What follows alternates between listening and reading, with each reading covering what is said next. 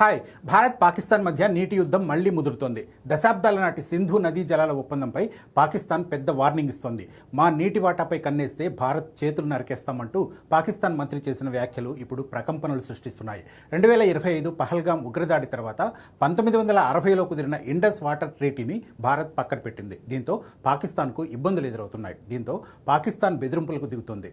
భారత్ నీటి సరఫరాను అడ్డుకుంటే యుద్ధానికి సిద్ధమని పాకిస్తాన్ చెబుతోంది.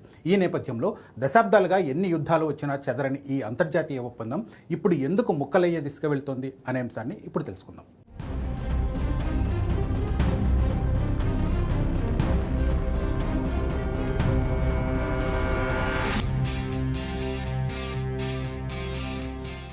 భారత్ పాకిస్తాన్ మధ్య దశాబ్దాలుగా నలుగుతున్న సింధు నదీ జలాల వివాదం ఇప్పుడు ప్రమాదకర స్థాయికి చేరుకుంది. ఇస్లామాబాద్లో ఏర్పాటు చేసిన ఒక ప్రెస్ కాన్ఫరెన్స్లో Pakistan climate change minister Musadiq Malik భారత్ను ఉద్దేశించి తీవ్రమైన హెచ్చరికలు జారీ చేశారు. సింధు నదీ జలాల ఒప్పందం ప్రకారం పాకిస్తాన్కు దక్కాల్సిన నీటి వాటాను క్లెయిమ్ చేయడానికి ప్రయత్నించే వారి చేతులు నరికేస్తామంటూ ఆయన అత్యంత వివాదాస్పద వ్యాఖ్యలు చేశారు.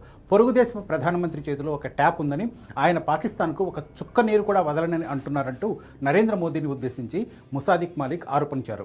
పాక్ సహా పలు అంతర్జాతీయ మీడియా సంస్థలు ఈ వ్యాఖ్యలను ప్రముఖంగా ప్రసారం చేశాయి. ఇదే ప్రెస్ కాన్ఫరెన్స్లో పాల్గొన్న పాకిస్తాన్ సమాచార శాఖ మంత్రి అతావుల్లా త్రార్ సైతం భారత్పై విమర్శలు గుప్పించారు.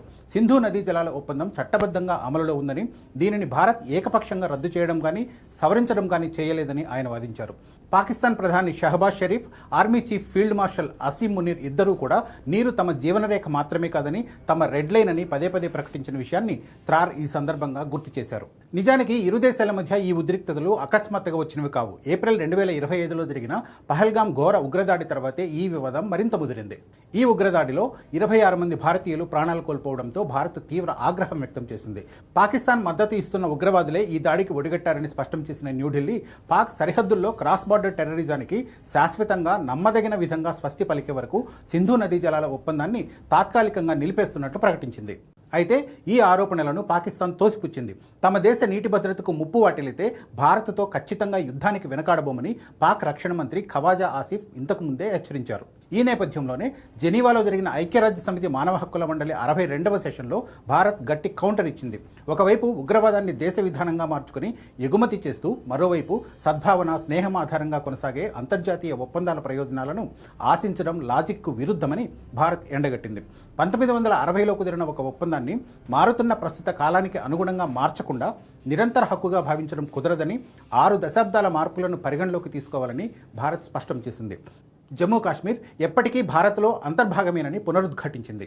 అసలు ఈ ఇండస్ వాటర్ ట్రీటీ బ్యాక్గ్రౌండ్ను పరిశీలిస్తే 1960లో ప్రపంచ బ్యాంకు మధ్యవర్తిత్వంతో భారత్ పాకిస్తాన్ మధ్య ఈ చారిత్రాత్మక ఒప్పందం కుదిరింది. దీని ప్రకారం సింధు నదీ వ్యవస్థలోని తూర్పు నదులైన రావి, బియాస్, సట్లెజ్ జలాలపై భారత్కు పూర్తి నియంత్రణ ఉండగా, పశ్చిమ నదులైన సింధు, జీలం, చీనాబ్ నదుల నీటిని పాకిస్తాన్కు కేటాయించారు. గతంలో భారత్ పాక్ మధ్య ఎన్నో యుద్ధాలు, తీవ్ర ఉద్రిక్తతలు చోటు చేసుకున్నప్పటికీ ఈ ఒప్పందం మాత్రం చెక్కు చెదరకుండా కొనసాగింది. కానీ 2025 నాటి 26 మందిని బలి తీసుకున్న పహల్గాం దాడి తర్వాత భారత్ తన వ్యూహాన్ని మార్చింది.